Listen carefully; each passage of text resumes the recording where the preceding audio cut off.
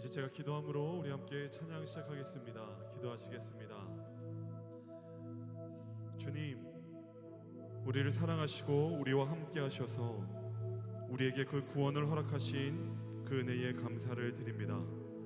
어느 누구도 측량할 수 없고 어느 누구도 맛볼 수 없는 그 은혜를, 그 지식을, 그 지혜를 저희들에게 내려주시사 하나님을 알게 하시며 그 은혜 가운데로 걸어가게 하신 그 놀라우신 사랑에 저희들 언제나 감사를 드립니다. 이 시간 저희들의 모든 걸 가지고 다시 한번 그 사랑 가운데로 나아가오니 저희들을 받으시며 함께 하시며 이 예배 속에 좌정하여 주셔서 우리의 영혼을 다시 한번 붙잡아 주시옵소서. 주 앞에 모든 것 맡겨드리며 예수 그리스도 이름으로 간절히 기도합나이다. 아멘. 우리 시간 함께 찬양으로 하나님께 나아가는 귀한 시간이 되었으면 좋겠습니다.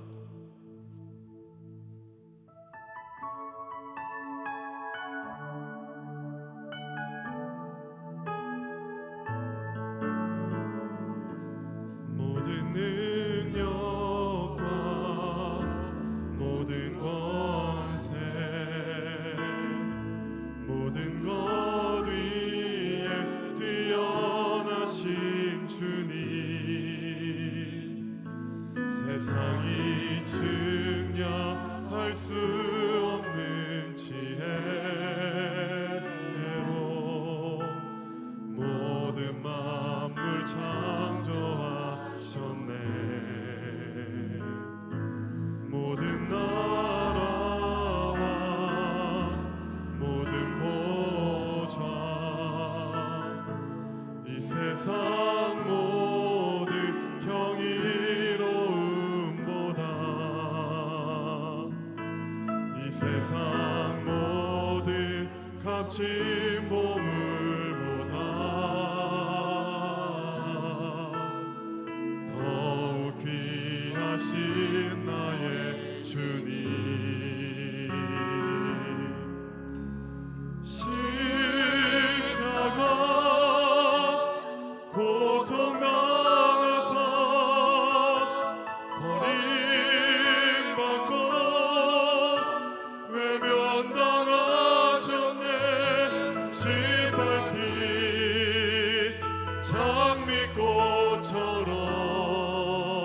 장미꽃처럼 나를 위해 죽으셨네.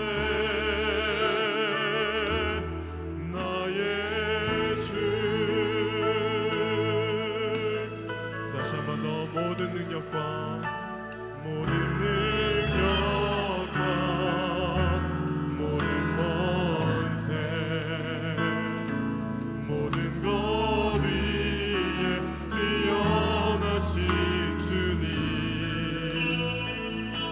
세상이 측량할 수 없는 지혜로 모든 만물 창조하셨네. 모든 나라와 모든 나라와 모든 보좌, 이 세상 모든 경이로움보다, 이 세상 모든 값진 보물보다 더욱 귀하신 나의 주님, 십자가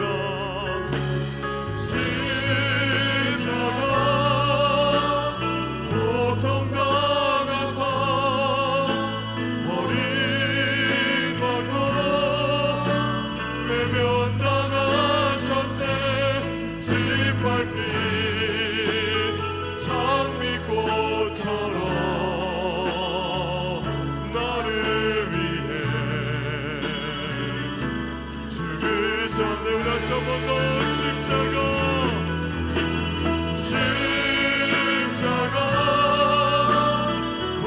고통당하사 버림받고 외면당하셨네. 짓밟힌 장미꽃처럼 나를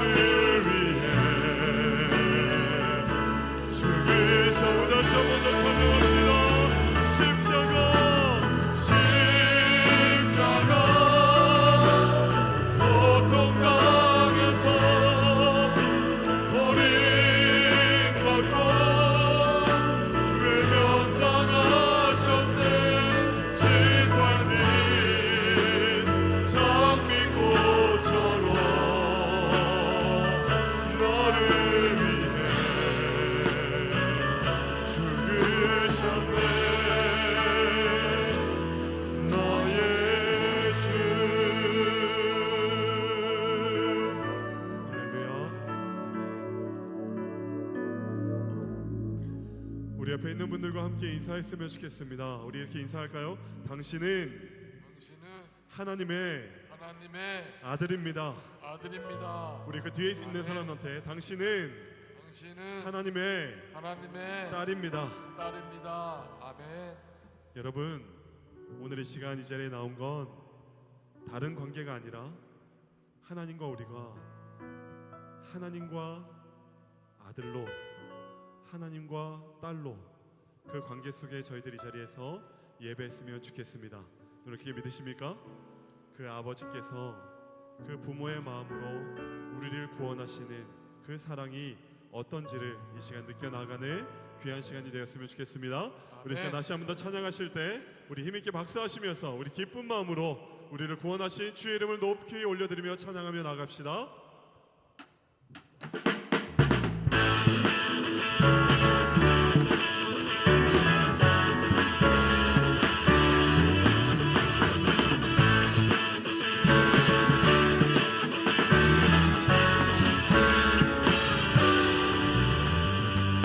죄에서 자유를 얻게 하며 보혈의 능력 주의 보혈 시험을 이기며 승리하니 참 놀라운 능력이로다.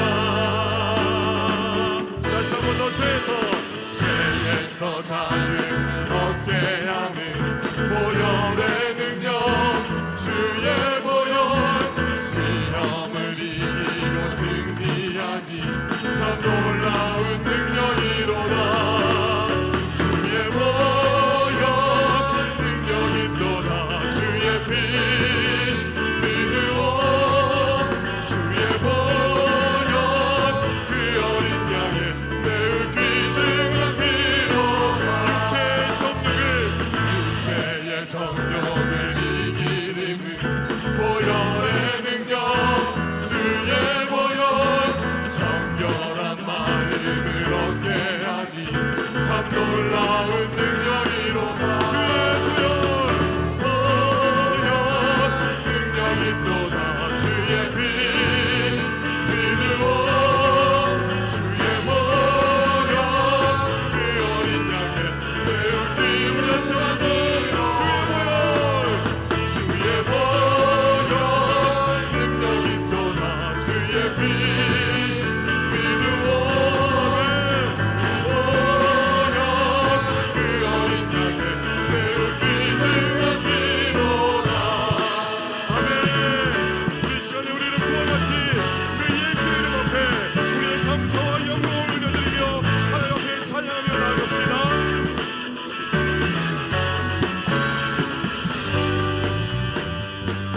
눈보다 더 이게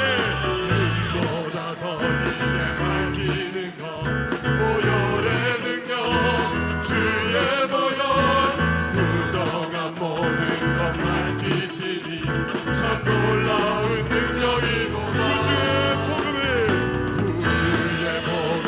전할 제목 보혈의 능력 주의 보혈 날마다 나에게 찬송 주니 참 놀라운 능력이로다. 주의 보혈 능력이 또다.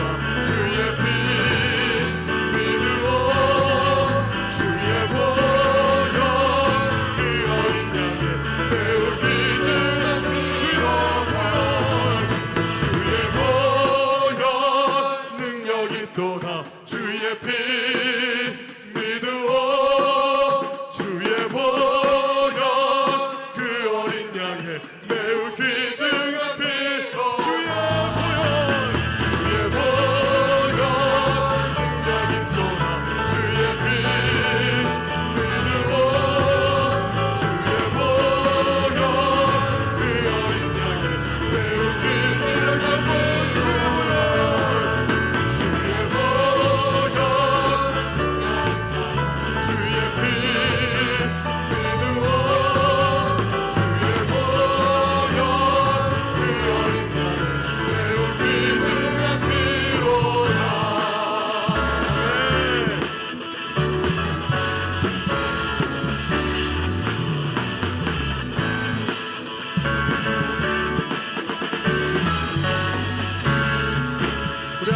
감동의 모습으로 함께 선포하며 나아갑니다.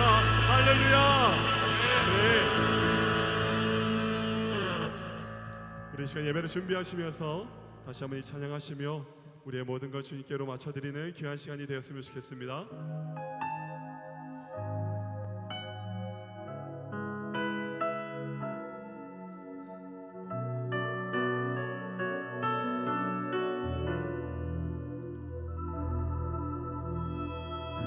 나의 영혼이 잠잠히 하나님만 바라며 나의 구원이 그에게서 나는 도다. 나의 영혼아 잠잠히 하나님만 바라라. 나의 소망이 저에게서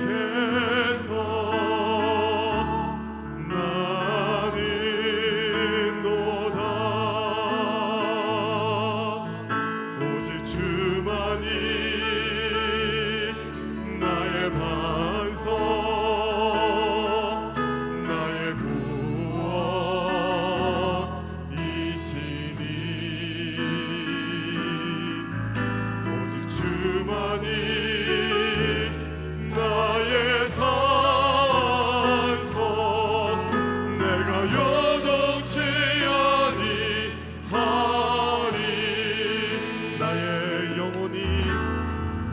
나의 영혼이 간절히 여호와를 갈망하며 나의 입술이 여호와를 찬양하리. 나의 영혼이 즐거이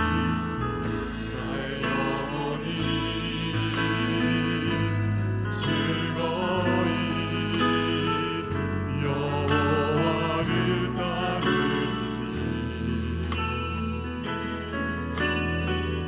나의 평생에 여호와를 송축하리. 오직 주만이 나의 반석 나의 구원이시니 오직 주만이 나의 산석 내가 요동치 아니하리. 오직 주만이 나의 반석 나의 구원이시니 오직 주만이 나의 산석 내가 요동치 아니하리.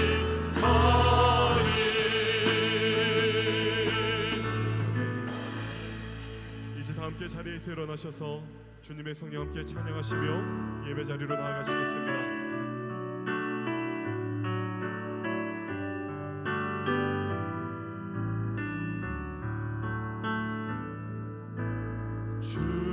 주님의 성령 지금 이곳에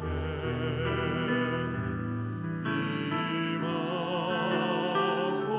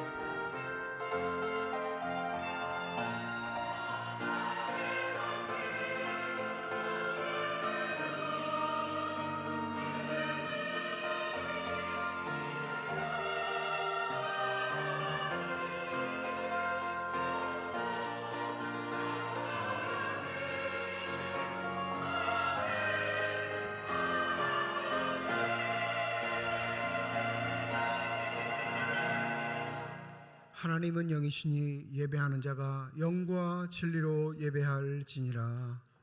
거룩하신 하나님 아버지의 부르심을 받들어 이 자리에 나와 예배드리는 주의 자녀들의 예배를 기뻐받아 주시옵소서.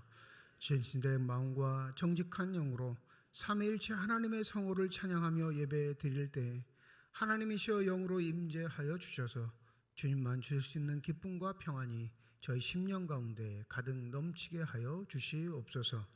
감사드리며 우리 주 예수 그리스도의 이름으로 기도드립니다. 아멘.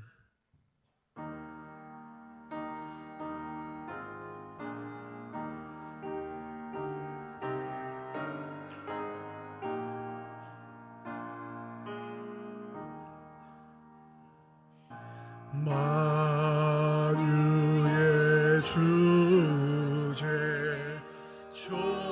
존귀하신 예수 사람이 되신 하나님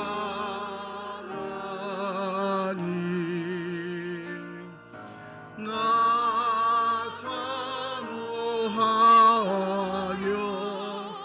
영원히 섬길 내 영광 되신 주로다.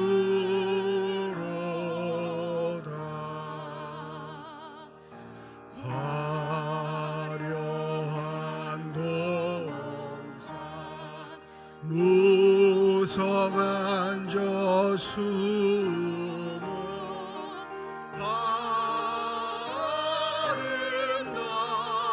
아름답고 묘하나 순전한 예수 더 아름다워 봄 같은 기쁨 주시네.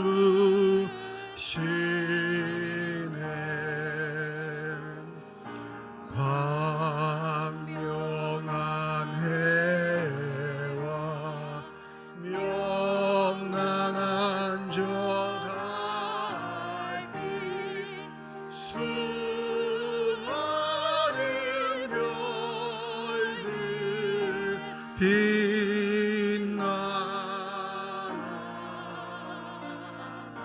주 예수 빛이 더 찬란하여 참 비교할 수 없도다.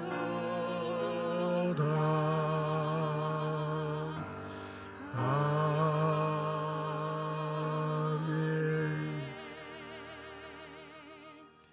여호와를 자기의 하나님으로 삼은 나라 곧 하나님의 기업으로 선택된 백성은 복이 있도다.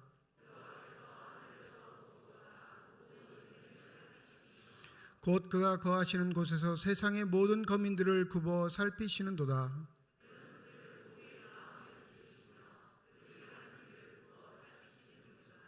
많은 군대로 구원 얻은 왕이 없으며 용서가 힘이 세어도 스스로 구원하지 못하는도다.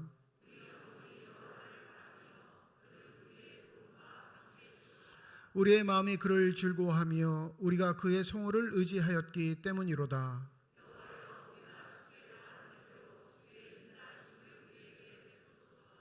아멘. 지난 한 주간 동안 삶을 되돌아보며 하나님께 참회의 기도를 드립니다.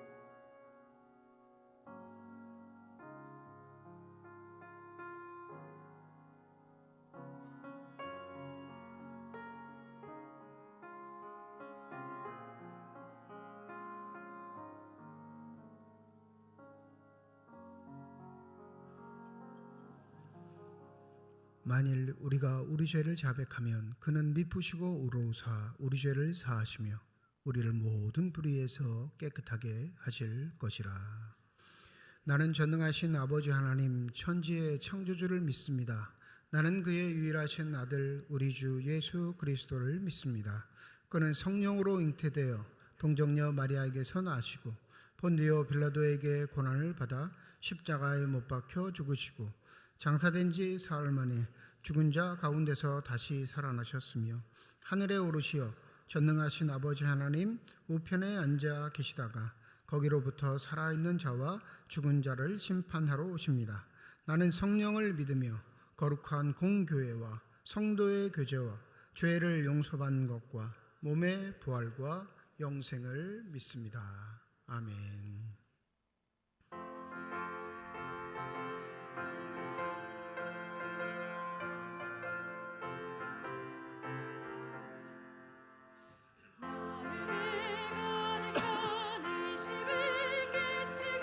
지극히 화평한 마음으로 찬송을 부르는 어린 양 예수의 그 피로 속죄함 얻었네.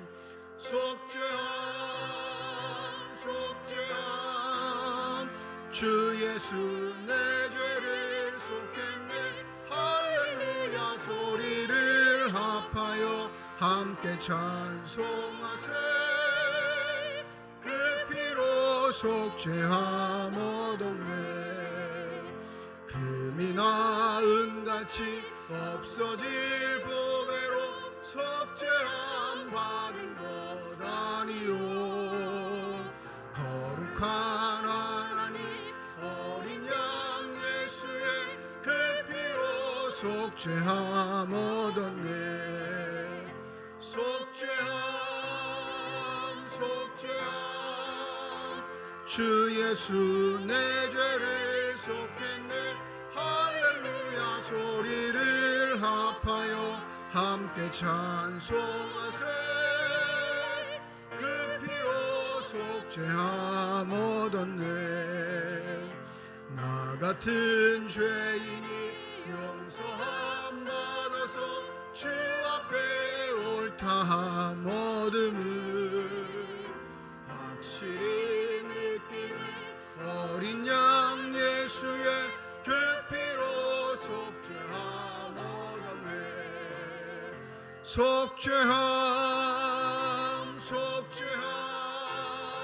주 예수 내 죄를 속했네.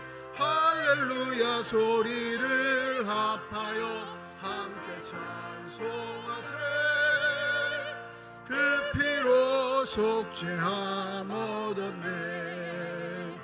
거룩한 천국에 올라간 후에도 넘치는 은혜의 찬송을 확신의 부름은 어린 양 예수의 그 피로 속죄함 얻었네. 속죄함 주 예수 내 죄를 속했네. 할렐루야 소리를 합하여 함께 찬송하세.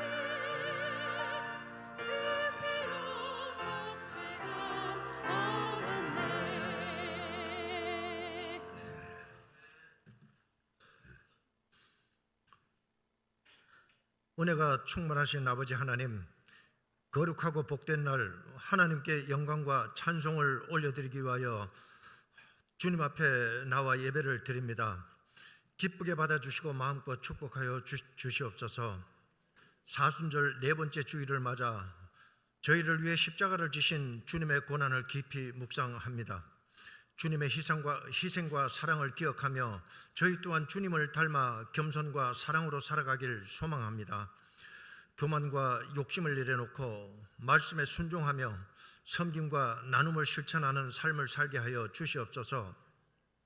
고난을 통해 부활의 영광을 예비하신 주님, 저희들 또한 고난을 통해 더욱 성숙한 믿음으로 나아가게 하시고 부활의 기쁨을 누리게 하여 주옵소서.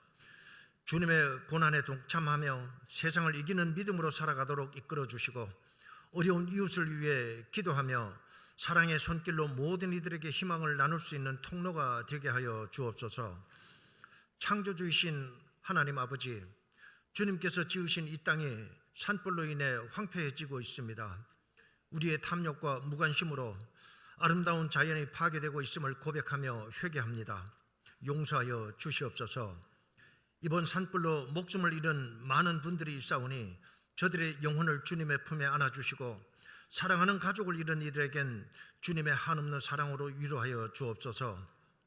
또한 한순간에 삶의 터전을 잃고 낙심하고 있는 이재민들이 많이 있습니다. 하루속히 안정된 생활을 회복할 수 있도록 인도하여 주시옵소서. 산불 진화를 위해 고군분투하는 소방관들과 공무원, 그리고 자원봉사자들에게 힘과 용기를 더하여 주옵시고, 불길 속에서도 안전하게 지켜 주옵소서. 이 나라 대한민국을 위해 기도합니다. 분열과 갈등을 봉합하고 모든 국민들이 서로 사랑하고 화합하며 하나 되게 하여 주옵시고, 위정자들에게 지혜와 명철함을 주셔서 하나님의 뜻을 따라 바르게 나라를 이끌어가게 하여 주옵소서. 경제적으로 어려운 약자들을 돌보시고 그들을 향하여 따뜻한 손길이 넘쳐나게 하시며, 남과 북이 화해와 협력을 통해 통일을 이루어가게 하여 주시길 간절히 기도합니다. 우리 교회를 사랑하시고 지금까지 인도해 주심에 감사를 드립니다. 우리 교회가 주님의 말씀을 따라 세상의 빛과 소금의 역할을 감당하게 하시고, 복음을 전파하여 하나님 나라를 확장하는 사명을 온전히 감당하게 하옵소서. 모든 성도들이 말씀과 기도로 충만하여 믿음이 성장하게 하시고 서로 사랑하고 섬기며 하나 되는 공동체를 이루게 하옵소서. 특별히 이번 사순절 기간 동안에 성도들이 더욱 겸손한 마음으로 주님의 고난에 동참하며 부활의 소망을 품고 살아가게 하여 주옵소서. 주님, 미세먼지와 황사로 인해 연로하신 어르신들이 많이 힘들어 하십니다. 건강을 지켜주시고 늘 천국의 소망을 품으며 하나님을 더욱 의지함으로 참된 기쁨을 얻게 하옵소서. 세계 각국에서 예수 그리스도의 십자가를 전하고 계신 선교사님들을 기억하셔서 그 척박한 선교지에서 기쁨의 열매를 거둘 수 있도록 축복하여 주시고, 그곳에서 일어나는 기적의 소식에 우리가 함께 동참할 수 있게 하여 주시옵소서. 이 시간 말씀을 전하시는 목사님께 능력을 다하여 주시사 선포되는 말씀이 오직 하나님만이 주실 수 있는 감동의 말씀이 되어 듣는 모든 성도들이 그 말씀을 깨닫는 은혜로 허락하여 주시고, 십자가의 사랑에 다시금 감사할 수 있는 정결한 마음을 갖게 하여 주시옵소서. 시원 찬양대를 축복하여 주시고 예배를 위해 보이지 않는 곳에서 수종되는 많은 손길들을 기억하여 주시길 원하오며, 우리를 위해 십자가를 지신 예수님의 이름으로 기도드리옵나이다. 아멘.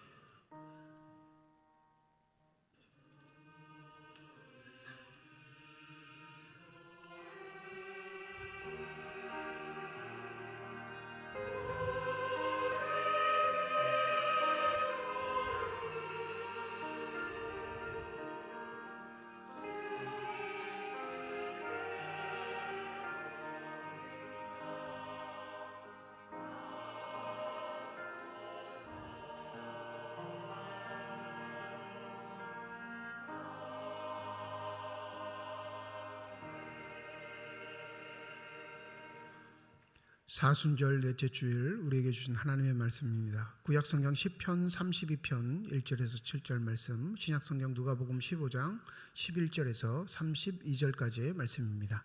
다 함께 자리에 일어나 하나님의 말씀을 받겠습니다.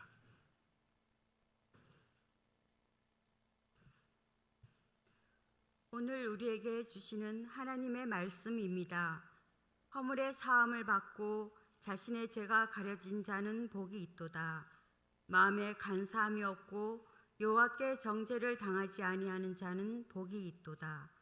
내가 입을 열지 아니할 때에 종일 신음함으로 내 뼈가 쇠하였도다. 주의 손이 주야로 나를 누르시오니 내 진액이 빠져서 여름 가뭄에 마름같이 되었나이다. 살라. 내가 이르기를 내 허물을 여호와께 자복하리라 하고 주께 내 죄를 아뢰고 내 죄악을 숨기지 아니하였더니 곧 주께서 내 죄악을 사하셨나이다. 셀라. 이로 말미암아 모든 경건한 자는 주를 만날 기회를 얻어서 주께 기도할지라. 진실로 홍수가 범람할지라도 그에게 미치지 못하리이다. 주는 나의 은신처이오니 환난에서 나를 보호하시고 구원의 노래로 나를 두르시리이다. 셀라.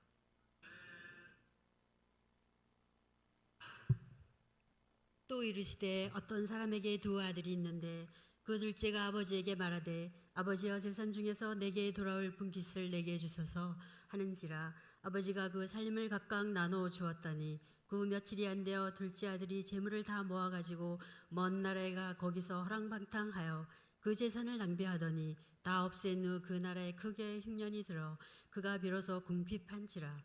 가서 그 나라 백성 중 한 사람에게 붙여 사니 그가 그를 들로 보내어 돼지를 치게 하였는데 그가 돼지 먹는 지엄 10배로 배를 채우고자 하되 주는 자가 없는지라. 이에 스스로 돌이켜 이르되 내 아버지에게는 양식이 풍족한 품꾼이 얼마나 많은가. 나는 여기서 주려 죽는구나. 내가 일어나 아버지께 가서 이르기를 아버지 내가 하늘과 아버지께 죄를 지었사오니 지금부터는 아버지의 아들이라 일컬음을 감당하지 못하겠나이다. 나를 품꾼의 하나로 보소서 하리라 하고 이에 일어나서 아버지께로 돌아가니라. 아직도 거리가 먼데 아버지가 그를 보고 치근히 여겨 달려가 목을 안고 입을 맞추니 아들이 이르되 아버지 내가 하늘과 아버지께 죄를 지었사오니 지금부터는 아버지의 아들이라 일컬음을 감당하지 못하겠나이다 하니 아버지는 종들에게 이르되 제일 좋은 옷을 내어다가 입히고 손에 가락지를 끼우고 발에 신을 신기라. 그리고 살찐 송아지를 끌어다가 잡으라. 우리가 먹고 즐기자. 이 내 아들은 죽었다가 다시 살아났으며 내가 잃었다가 다시 얻었노라 하니 그들이 즐거워하더라. 맏아들은 밭에 있다가 돌아와 집에 가까이 왔을 때 풍악과 춤추는 소리를 듣고 한 종을 불러 이 무슨 일인가 물은데 대답하되 당신의 동생이 돌아왔음에 당신의 아버지가 건강한 그를 다시 맞아들이게 됨으로 인하여 살찐 송아지를 잡았나이다 하니 그가 노하여 들어가고자 하지 아니하거늘 아버지가 나와서 권한대 아버지께 대답하여 이르되 내가 여러 해 아버지를 섬겨 명을 어김이었거늘 내게는 염소 새끼라도 주어 나와 내 벗으로 즐기게 하신 일이 없더니 아버지의 살림을 장녀들과 함께 삼켜버린 이 아들이 돌아오매 이를 위하여 살찐 송아지를 잡으셨나이다. 아버지가 이르되 예 너는 항상 나와 함께 있으니 내 것이 다 내 것이로되 이 내 동생은 죽었다가 살아났으며 내가 잃었다가 얻었기로 우리가 즐거워하고 기뻐하는 것이 마땅하다 하니라. 하나님께서 이 말씀을 통하여 우리에게 은혜 주시기를 원합니다. 아멘.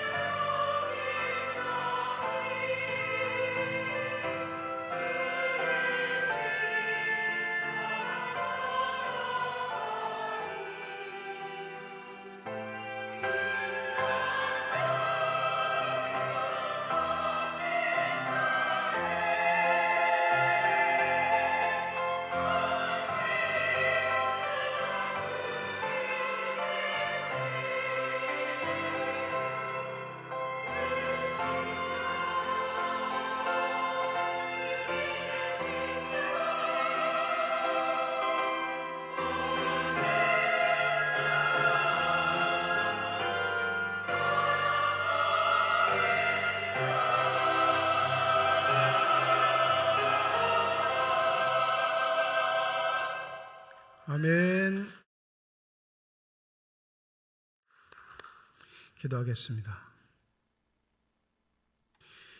이 시간 우리들의 눈을 열어주시사 주님의 얼굴 바라보게 하여 주시옵시고 우리의 귀를 열어 주 음성 듣게 하여 주시옵소서. 닫혀진 우리의 심령의 문이 성령의 은혜 가운데 활짝 열려지게 하여 주셔서 하나님 아버지 마음속에 품고 계시는 기쁨과 평안과 만족이 넘치는 복된 시간이 되게 하여 주시옵소서. 감사드리며 우리 주 예수 그리스도의 이름으로 기도드립니다. 아멘. 기독교가 국교가 된 이후로 로마 시대 이후 많은 성경의 기사들이 예술 작품으로 묘사되고 표현되는 경우가 많았습니다. 때로는 그림으로, 때로는 소설로, 때로는 음악으로 성경의 이야기들이 그렇게 표현되는 경우가 많았지요. 그러니 그렇게 표현되려면 이야기의 구성을 갖춘 그런 성경의 내용들이 가장 적합하게 표현될 수 있는 요소를 가지고 있습니다. 오늘 누가복음 15장에 기록되어 있는 우리가 탕자의 비유라고 많이들 얘기하는 이 탕자의 이야기도 많은 예술 작품들, 소설도 있고요, 그림도 있고요, 노래도 있고 많이 표현되는 그런 주제 중에 한 가지이죠. 그런데 공통적인 요소가 있는데 항상 예술가들의 입장은 자기가 감동받거나 자기에게 의미를 줬던 내용들을 이제 묘사하게 되어 있는데 그 대부분의 작품들의 주인공은 탕자라는 사실이에요. 그래서 작품은 다 탕자가 붙여요. 앙드레 지드가 이 내용을 가지고 소설을 썼는데 그 소설의 제목도 뭐냐면 탕자 돌아오다예요. 렘브란트도 이거 그림으로 그렸거든요. 네, 그림 언젠가 한번 제가 보여드린 적이 있어서 오늘은 준비를 안 했는데 돌아온 탕자 어깨 위에 아버지가 손을 얹고 무릎을 꿇고 아버지 앞에 울고 있는 그 그림인데 그것도 제목이 뭐냐면 탕자의 귀향입니다. 대부분 포인트가 어디가 있냐면 탕자에가 있어요. 왜냐하면 이 본문을 읽으면 다 누구든지 내 처지가 누구와 같다고 생각하는 거예요? 탕자와 같다라는 거죠. 근데 본문을 조금만 아주 세밀하게 말고요. 조금만 상식적으로 그냥 평범하게 읽을지라도 조금만 세밀하게 읽으면 이 본문의 주인공은 첫째 아들도 아니고 둘째 아들인 탕자도 아니고 본문의 주인공은 아버지입니다.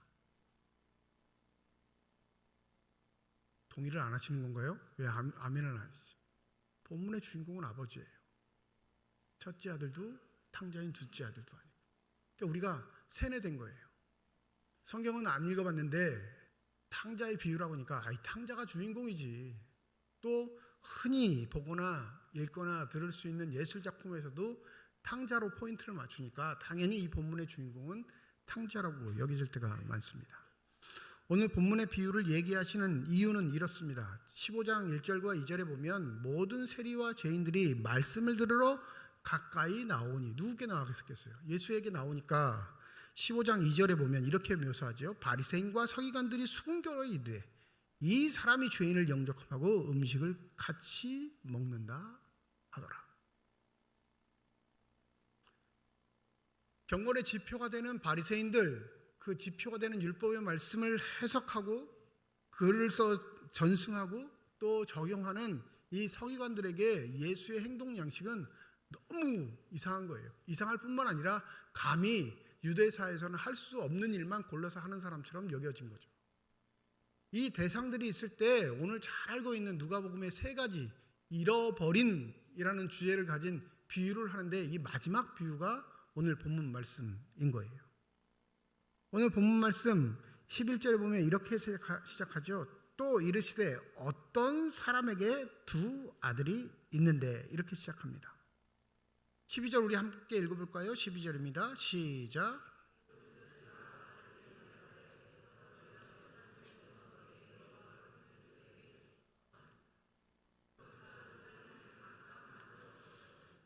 유대 사회는 아버지 중심이에요. 그냥 가부장적이라는 거죠. 가문의 존속이 아버지 그 다음에 아들에게 달렸기 때문에 가문의 가장 중요한 명예는 결혼을 하여 아들을 낳느냐 못 낳느냐에 따라 좌우됩니다. 뿐만 아니라 아버지의 명예가 가장 존중받아야 그 가문들은 인정받는 요소가 있으니까 아버지의 얼굴에 먹칠하는 경우 거의 없습니다. 이건 예외 사항일 뿐이에요. 오늘 본문의 이야기는. 내 부모를 공경하라 할 때 이 부모 다 써 있긴 하지만 실제적으로 유대사에서 적용할 때는 누구에게 적용됐을까요? 아버지예요, 아버지. 아버지의 이름이 더럽혀지지 않도록, 우리 가문의 명예가 땅에 떨어지지 않도록 부인은 뭐 해야 돼요? 남편의 부인은 반드시 아들을 낳아야 하고요. 우리도 그랬잖아요. 지금도 그렇죠. 내가 몇 대 손인데, 우리 아들이 몇 대 손인데 저 들어온 며느리가 아들도 못 낳아, 이런 분이 있단 말이에요. 기도 부탁하시는 분도 있어요. 여전히 아직도. 목사님, 우리 집안에 아들 좀 낳게. 그 제가 아들 주는 것도 아닌데, 이게 가부장적 전통인 거예요. 왜요? 대가 끊기니까. 대가 끊긴다는 의미는 가문이 문 닫는 거예요. 유대사회는 이게 굉장히 심했습니다. 그래서 이 가문의 전승, 명예를 지키기 위한 전통들이 율법에도 규정이 돼요. 율법에 규정되는데, 아버지가 큰아들이 싫어. 얘는 보니까 우리 가문을 지키기도 힘들 것 같고 실력도 없고 능력도 없는데, 둘째 아들은 똑똑하거든요. 능력도 있고 인정도 받고. 그럼 우리 같으면 이 아버지의 권한을 큰아들에게 물려줄까요? 둘째 아들에게 물려줄까요? 우리 같으면. 오늘은 왜 다 대답을 안 하시죠? 집에 딸들만 있나요? 가문을 지키는 게 중요해요. 조상 대대로 물려받은 이 이름을 존속시키는 게 중요해.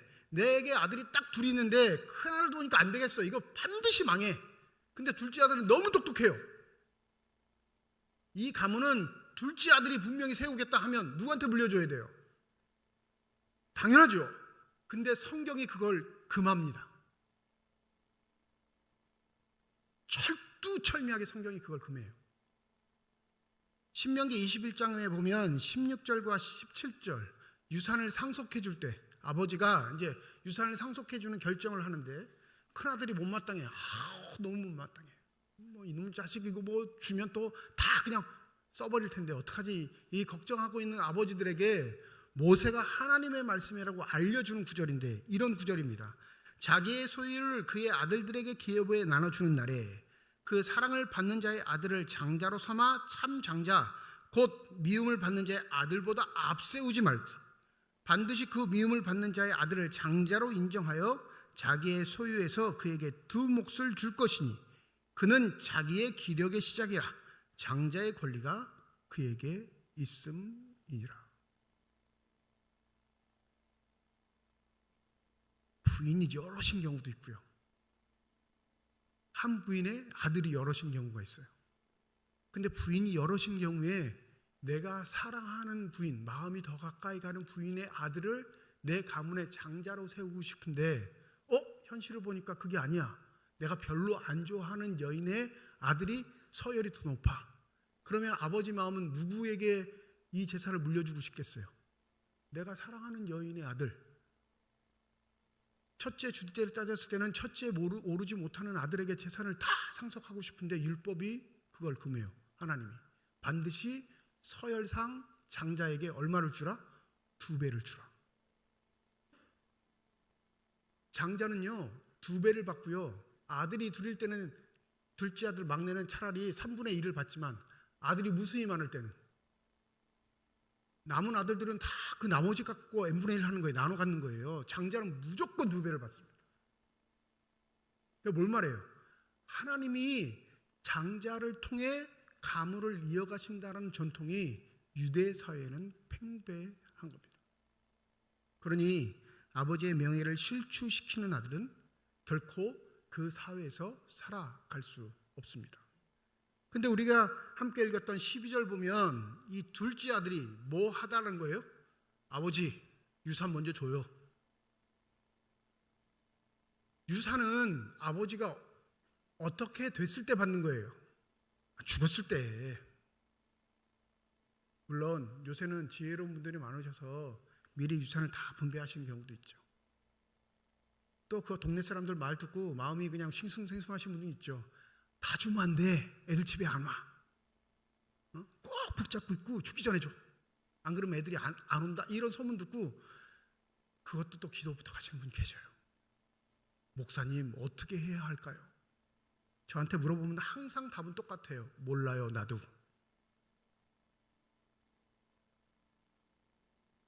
이 둘째 아들은 아버지가 살아 계신데도 불구하고 내 몫이라고 달라고 합니다. 내 몫으로. 그런데 이 12절을 얘기를 듣고 가부장적 사회의 아버지의 권한과 힘과 능력이 가장 강력하고 그 아버지의 말이 하나님 말씀처럼 여겨지는 사회였다면 이 아버지는 이 아들의 요구를 들어줘야 돼요? 묵살해야 돼요? 묵살해야죠. 그래야 가문의 전통이 삼죠. 묵살할 뿐만 아니라 제가 아버지였어. 일로 와봐.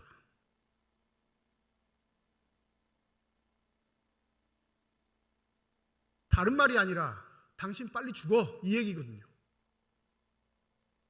당신은 내 삶에서 이미 죽었어 이 말이에요. 유산 상속을 받는 건 없는 일은 아니지만 그 의미를 되새겨 보면 아버지의 마음은 무너집니다.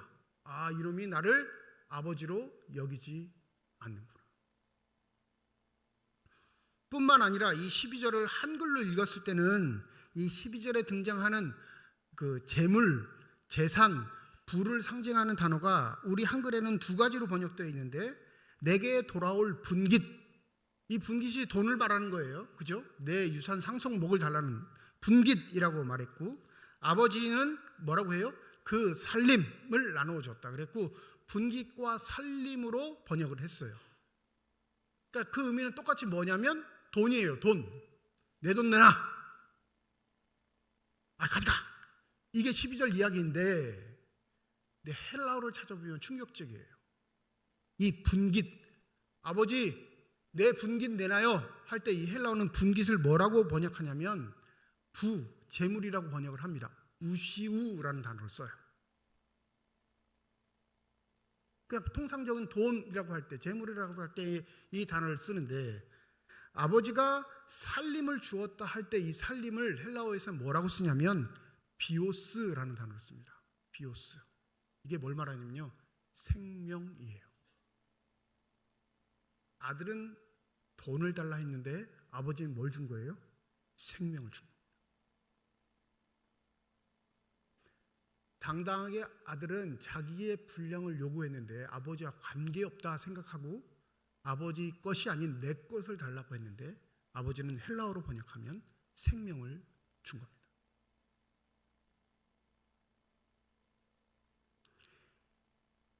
이 둘째 아들이 노는 데는 아주 재주가 있었나 봐요. 돈을 받자마자 13절 보면 며칠이 안 돼요. 재물을 다 모아가지고 먼 나라에 가 거기서 허랑방탕하여 그 재산을 낭비하였다. 얼마나 행동이 빠른지 정리 다 해가지고 먼 나라라고 표현했지만 이거 바다 건너갔다는 소리예요. 그 말은 뭐예요? 내가 이 가문과는 연을 끊는다. 이 아버지 집과는 내가 아무 관계없이 내 뜻대로, 내 마음대로, 내 기뻐하는 대로, 내가 원하는 대로 그렇게 살겠다 하고 결정을 하고 그 삶을 살아갑니다.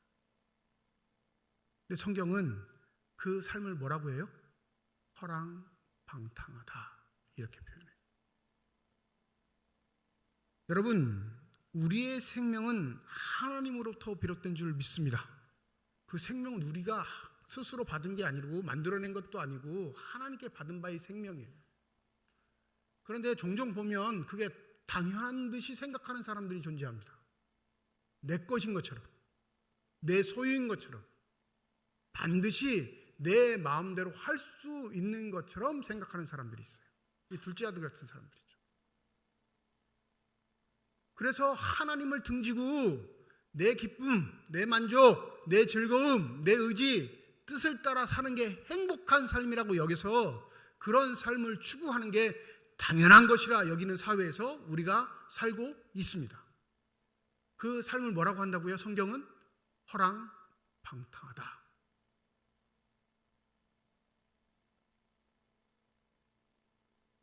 교회에서만 통용되는 얘기가 아니라요. 이 땅의 창조주 되시는 피조물을 창조하신 하나님의 법칙 안에 사는 모든 피조물에게 적용되는 삶의 원칙이에요.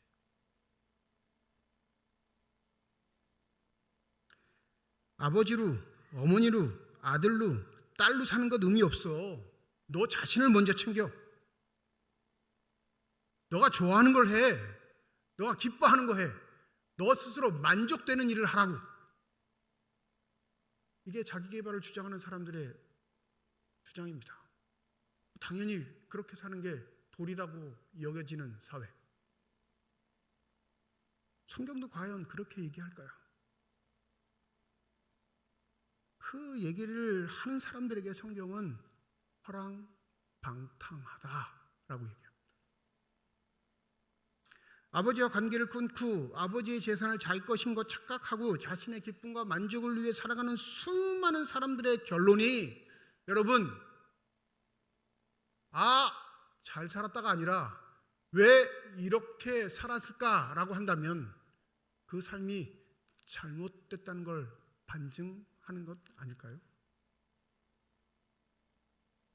하나님 아버지를 등지고 하나님 아버지의 것을 내 것이라 생각해 내 계획대로 뜻대로 만족대로 사는 삶이 잘 되는 삶이라 착각하신다면 오늘 이 둘째 아들의 삶에 집중하셔야 합니다. 이런 경우 가능해요. 이 생명이 내 것이라 생각하는 사람들은 가능합니다. 한번 손 들어보시죠. 내가 원해서 태어난 사람.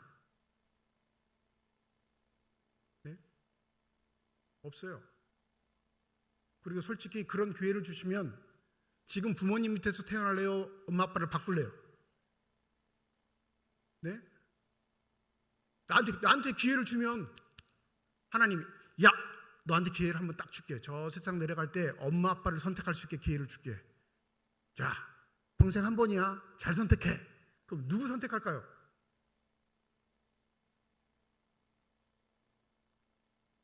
대기업 회장 아들로 태어나시오. 그러지 않겠어요? 난 그래도 우리 엄마 아빠 자식이 되고 싶어요. 그런 사람 별로 없을 겁니다. 그러니 생명은 내 것이 아니라 하나님의 것을 전해 받은 거예요. 이 둘째 아들은 우리와 똑같아요. 내 것이라 생각해. 그리고 하나님과 멀리 떨어지면 떨어질수록, 아버지와 멀리 떨어지면 떨어질수록 행복하고 즐겁고 기쁘게 살 수 있을 것이라 생각해. 교회만 등질 수 있다면, 이 교회 생활에 얽매이지 않고 내 마음대로 살 수만 있다면 진짜 멋지게 살 텐데, 이렇게 생각하는 사람도 있다고요. 대부분 청년들은 어디 가면 그 시험을 받냐면요, 군대 가면 시험을 받아요. 저 같은 경우도 그랬어요. 목사 아들이잖아요. 이력서에 항상 목사 아들. 지금은 그거 잘 조사하지 않는데 저 때만 해도 부모님 직업을 다 쓰는 게 기록부였어요. 어딜 가나 아버지 직업이 뭔지, 어머니 직업이 뭔지. 그러니까 아버지 직업이 목사니까 뭐라고 써요? 목사라고 써야죠. 그럼 어디 가나 목사 아들이야. 어디 가나 목사 아들. 마음속에 이거 좀 아니었으면 하는 생각, 그냥 눈치 안 보고 사는 삶이었으면 좋겠다는 생각. 군대 가니까 그럴 줄 알았거든요. 근데 본부에 딱 가니까 제 이름이 써 있더라고요. 제 이름이. 이제 막 자대 배치 받은 신병의 이름이 왜 써 있는지 너무너무 궁금해. 내가 뭐 사고를 친 것도 없고 내가 문제아도 아니고 나 잘할 수 있는데 왜 그러지? 나중에 알고 보니까, 나중에 알았어요. 집에 가서. 집에서 걱정하시는 어머니가 육군본부에 전화해가지고, 네? 우리 아들 교회 좀 다니게 해달라고. 우리 남편 목사라고. 인맥 동원해서 전화한다는 게 그런 전화 하셨어. 네? 그냥 거꾸로 내려와서 중대장이 전화를 받고 이름을 써놓은 거예요. 교회에 보내주려고 이름을 썼을까요? 혼내주려고 이름을 썼을까요? 며칠 고생했어요. 며칠. 뗄래야 뗄 수 없구나.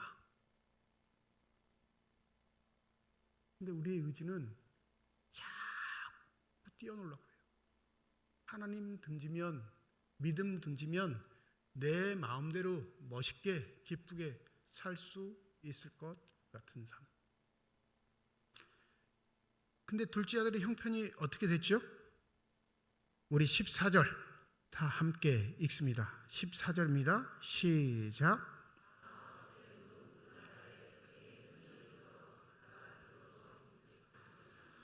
이건 서술적 설명이지만 실제적으로 17절에 그 상황을 맞닥뜨리게 된 둘째 아들은 이렇게 자기 스스로 결론을 냅니다. 나는 여기서 줄여 죽는구나. 어떻게 된다고요? 나 여기서 굶어 죽겠어. 아버지 거 먼저 정리해서 가지고 와. 맛있게 산다고 이렇게 먼 나라 오면 성공할 줄 알았는데, 행복할 줄 알았는데, 기쁠 줄 알았는데, 내 이름 널리 떨칠 줄 알았는데 결론이 뭐라고요? 나 굶어 죽어.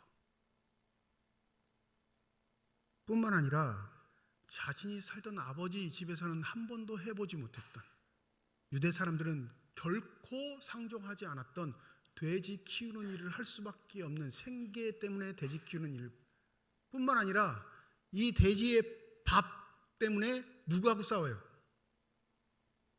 아니, 돼지 밥을 얻으려고 그러면 돼지 주인하고 싸우겠어요? 돼지하고 싸우겠어요? 돼지하고 싸우죠. 그러니까 한탄이 된 거예요. 부정한 짐승, 자신의 아버지의 땅에서는 취급도 하지 않는 이 돼지와 돼지 밥을 놓고 싸우는 자신의 신세. 그러니까 결론이 난 거죠. 난 죽겠구나. 난 끝났구나. 그때 한 가지 생각이 떠오릅니다. 바로 17절과 18절이죠. 우리 함께 읽습니다. 17절 18절 시작. 이에 스스로 돌이켜 이르되 내 아버지에게는 양식이 풍족한 품꾼이 얼마나 많은가. 나는 여기서 줄여 죽는구나. 내가 일어나 아버지께 가서 이르기를 아버지, 내가 하늘과 아버지께 죄를 지었나이다.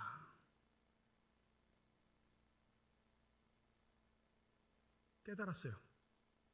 내가 죽게 되었는데 살기 위해서는 어디로 돌아가요? 아버지 집으로.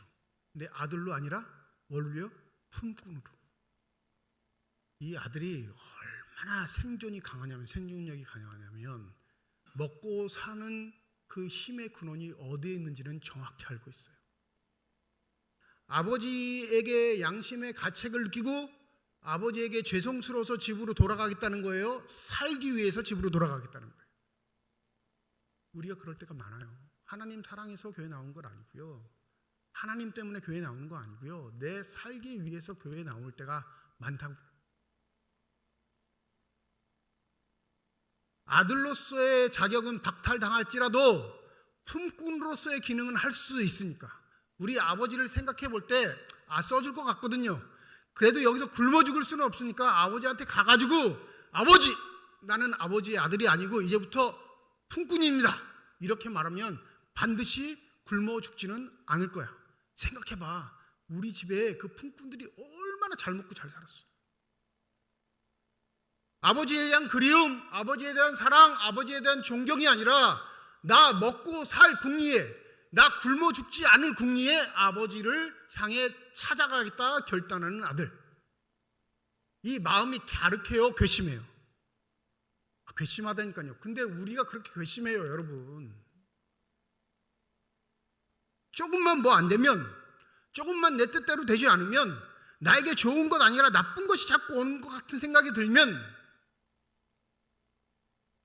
내 먹고 살기 위한 방식 때문에, 그 생존 때문에 하나님과 아웅다웅하는 게 우리의 모습이라면 둘째 아들보다 우리는 더 완악합니다. 그러니까 예행 연습을 하는 거예요. 아버지 만나기 전에. 무슨 예행 연습? 아버지를 딱 만나자마자 어떻게 해야 아버지가 나를 품꾼으로 받아줄까? 예행 연습. 이 똑똑한 친구라니까요. 치밀하고 행동도 빨라. 결단하자마자 어떻게 해요?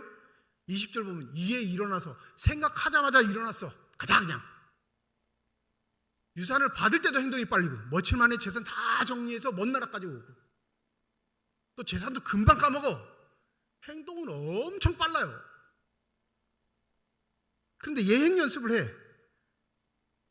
아버지, 내가 하늘과 아버지께 죄를 지었사오니 지금부터는 아버지의 아들이라 일컬음을 감당하지 못하겠나이다. 나를 품꾼의 하나로 보소서. 되뇌이죠. 계속 자기의 목적을 달성하려면 이 말을 잘해야 돼. 그리고 어떻게 해야 될까요?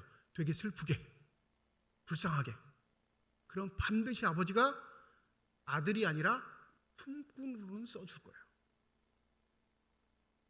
결정을 내리고 먼 데에서 집으로 돌아옵니다. 20절 우리 다 함께 읽어보죠. 20절입니다. 시작.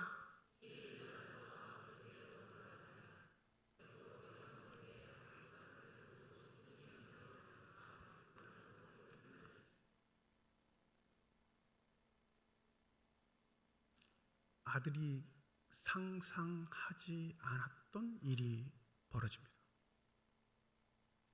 아버지가 달려와서 자기의 목을 끌어안고 입 맞춥니다. 근데 아버지가 무슨 말을 했는지는 기록하지 않아요. 성경은.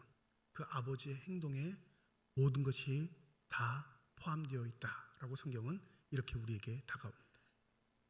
유대사회는 명예사회예요. 아버지가 뛰어다닐 일이 있을까요? 없을까요? 없습니다. 그건 자기의 체면을 깎아먹는 일이에요. 절대 그럴 수 없습니다. 더불어 아들이 너무너무 보고 싶어서 그리운 마음일지라도, 아들을 매일매일 기다리는 사랑의 마음일지라도, 아버지가 아버지로서의 존엄을 지킬 수 있는 건 자기는 집안에 자기 방 안에 있고, 누구를 내보내면 돼요? 종을 내보내서 매일 확인하면 돼요. 근데 이 아버지는 자기가 직접 나와 있습니다. 누구 때문에? 둘째 아들 때문에. 그래서 대부분은 우리 이 아버지의 큰 사랑이 율법적 실행 능력을 뛰어넘었다 이렇게 설명하는 경우가 많은데, 이 헬무트 틸리케라는 신학자가 있습니다. 이 본문을 가지고 설교를 썼어요. 기다리는 아버지라는 제목으로. 이 헬무트 틸리케는 이걸 어떻게 번역하냐면, 마을 사람보다 아버지가 아들을 먼저 발견해야 한다라고 서술합니다. 만약 아버지가 아닌 마을 사람들이 돌아오는 둘째 아들을 먼저 발견하면 무슨 일이 벌어질까요? 아들은 죽어요. 그게 율법 사항이에요. 똑같은 신명기 21장에 보면 폐악한 자녀를 둔 부모에게 이렇게 경계합니다. 사람에게 완악하고 폐역한 아들이 있어 그의 아버지 말이나 그 어머니 말을 순종하지 아니하고 부모가 징계하여도 순종하지 아니하거든 그의 부모가 그를 끄고 성문에 이르러 그 성읍 장로들에게 나가서 그 성읍 장로들에게 말하기를 우리의 이 자식은 완악하고 폐역하여 우리의 말을 듣지 아니하고 방탕하며 술에 잠긴 자라 하면 그 성읍의 모든 사람들이 그를 돌로 쳐 죽일지니 이같이 내가 너희 중에서 악을 제하라. 그리하면 온 이스라엘이 듣고 두려워하리라. 지금 이 아들은 장로들에게 끌려가가지고 야, 이 폐역한 아들입니다. 아버지가 말할 이유도 없어요. 왜요? 이미 마을에서 폐역한 아들이라고 소문이 났어. 왜요? 유산을 미리 가지고 왔거든. 그러니까 마을 사람들 입장에서 뭘 해야 돼요? 폐역한 아들은 악이에요. 악. 하나님 뭐라고 하시냐면 악을 제하라 하셨어. 그러니까 마을에 들어오면 무슨 일이 벌어지는 거예요? 마을 전체가 악에 물드는 겁니다. 그러니까 마을 사람들은 누구를 경계하고 있을까요? 요놈 돌아오기만 돌아와봐. 어떻게 해요? 반드시 죽여야 돼요. 아버지 입장에서는 살려야 하면 누구보다 먼저 발견해야 돼요? 마을 사람보다. 그러니 아버지가 매일 나가 있는 겁니다.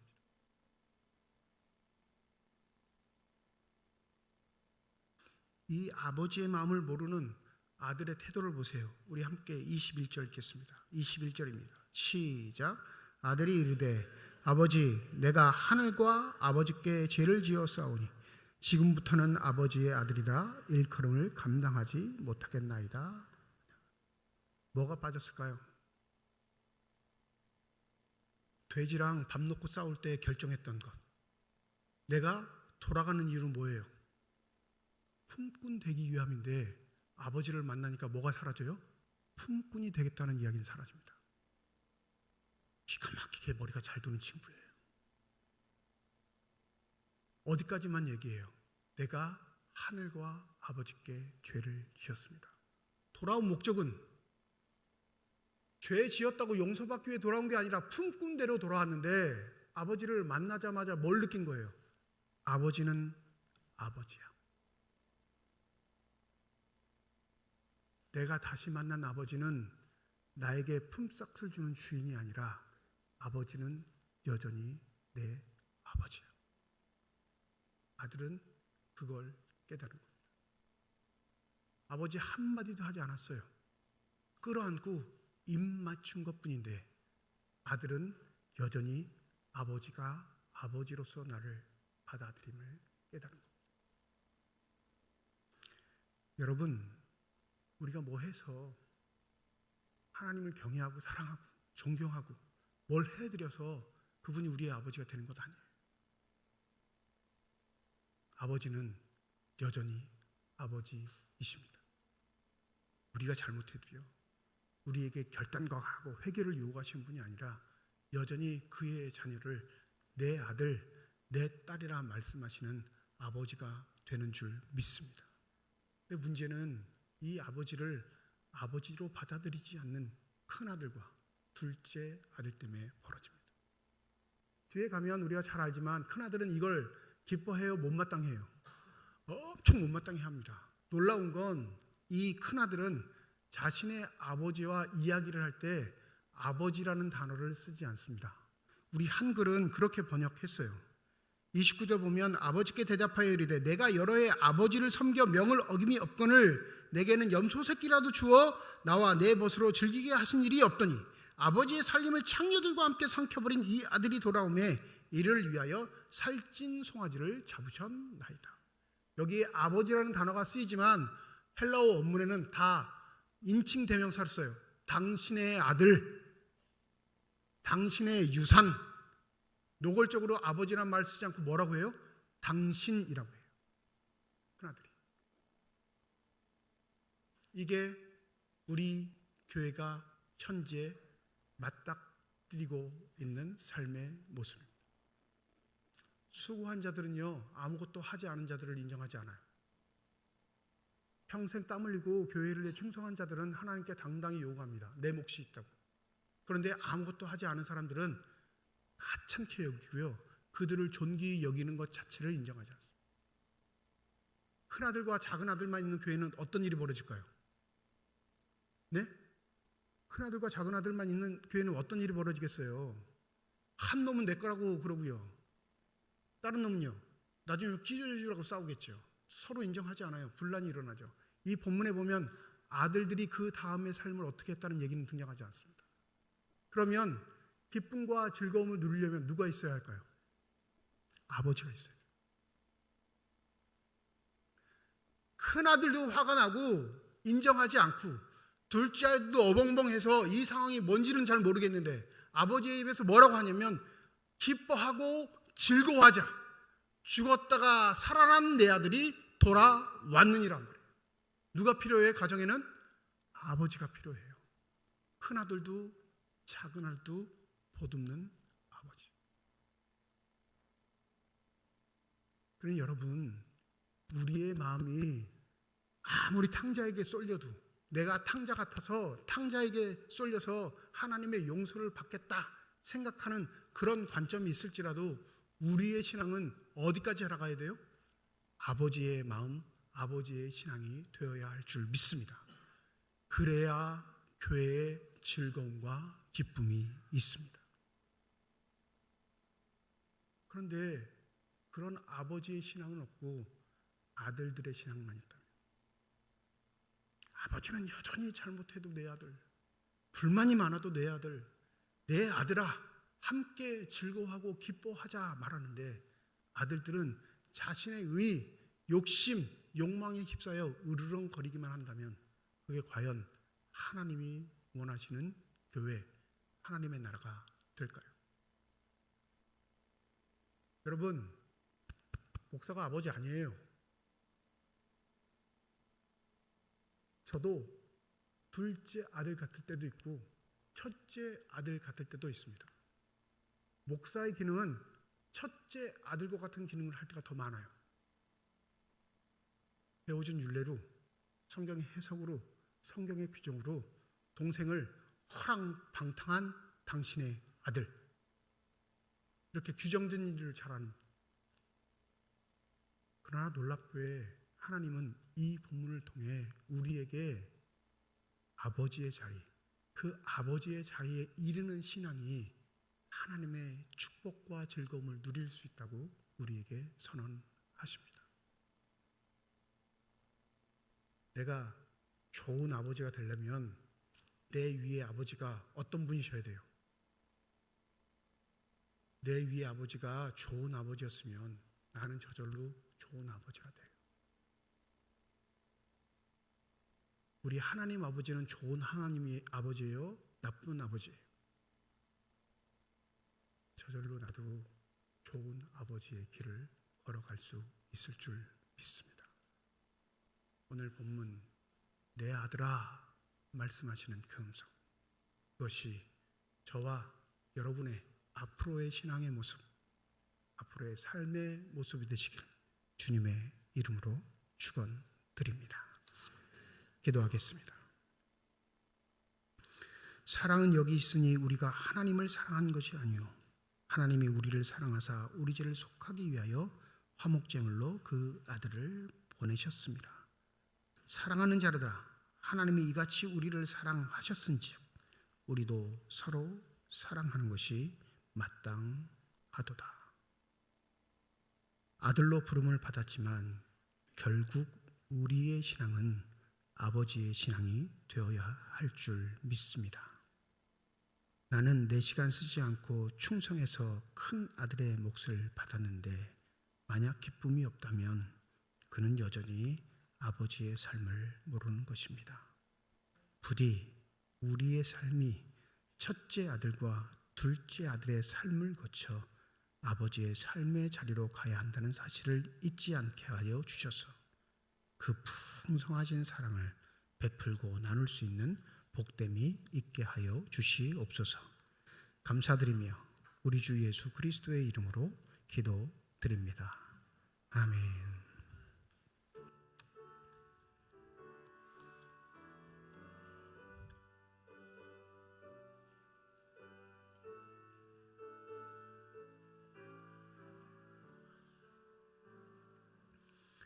오 놀라운 구세주 예수 내 주 참 능력의 주시로다. 큰 바위 밑 안전한 그곳으로 내 영혼을 숨기시네. 메마른 땅을 종일 걸어가도 나 피곤치 아니하며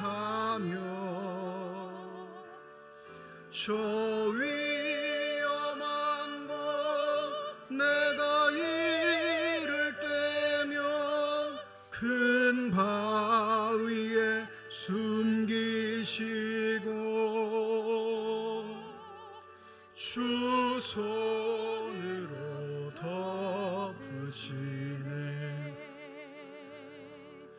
주 예수님 공중에 임하실 때 나 일어나 맞이하리. 그 구원의 은총을 노래하리. 저 천군과 천사 함께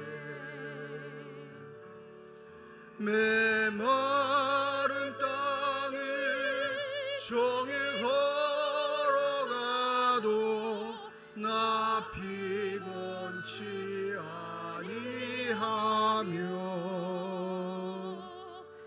저 위험한 곳 내가 이를 때면 큰 바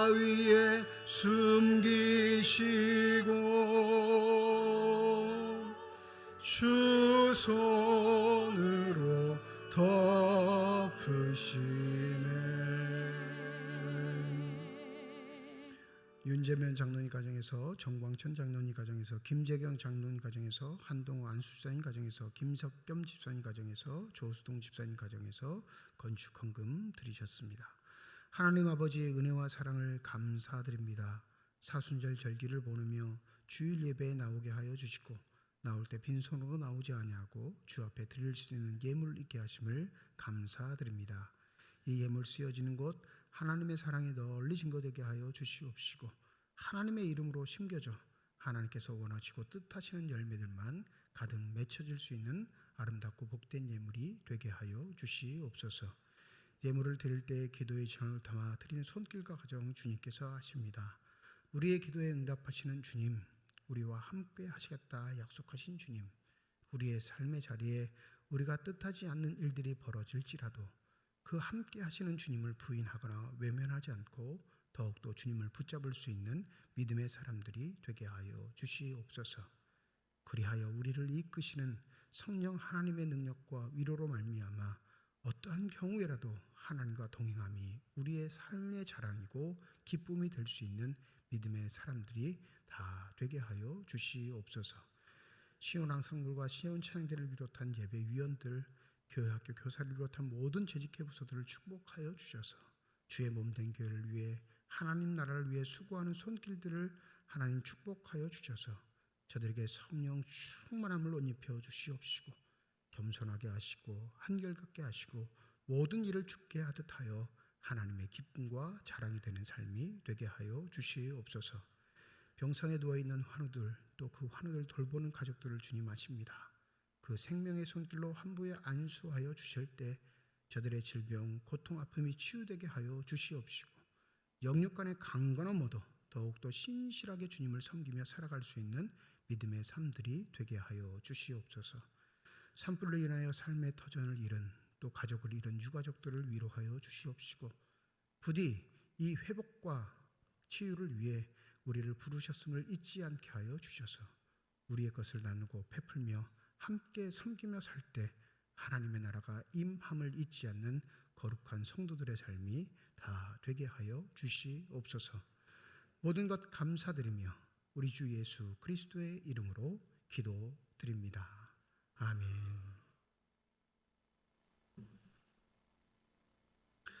우리 함께 인사하겠습니다. 하나님의 축복이 여러분과 함께.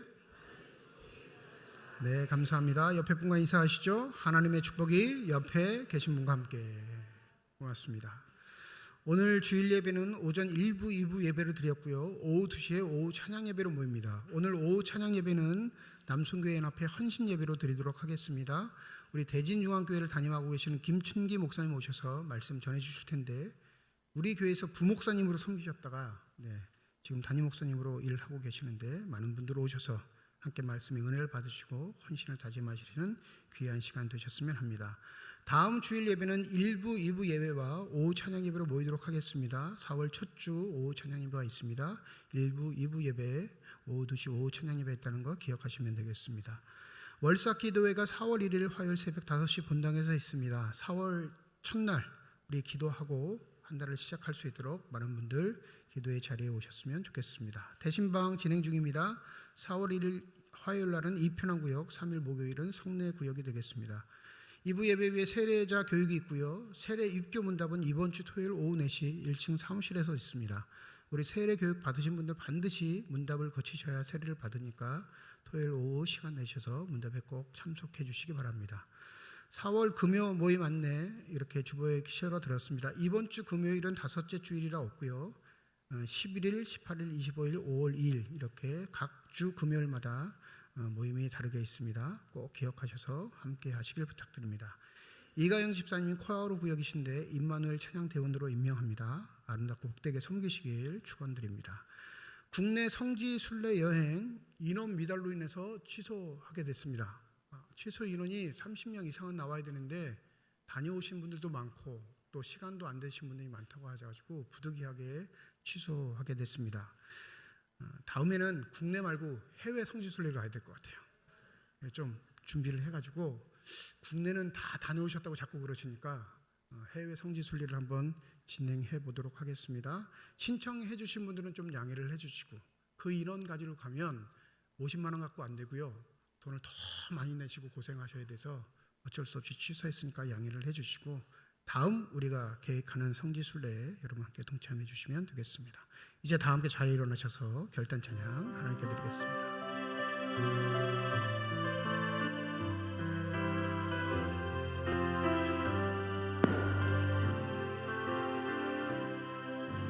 주님 다시 오실 때까지 나는 이 길을 가리라.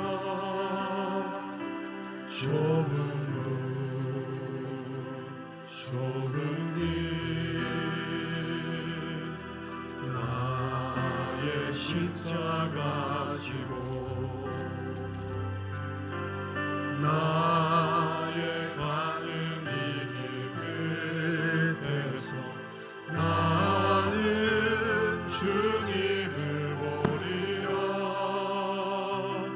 영광에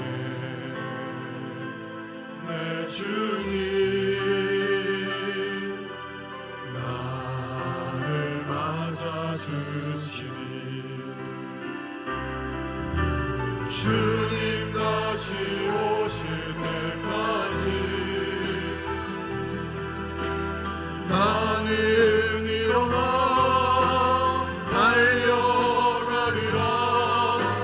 주의 영광 온 땅 덮을 때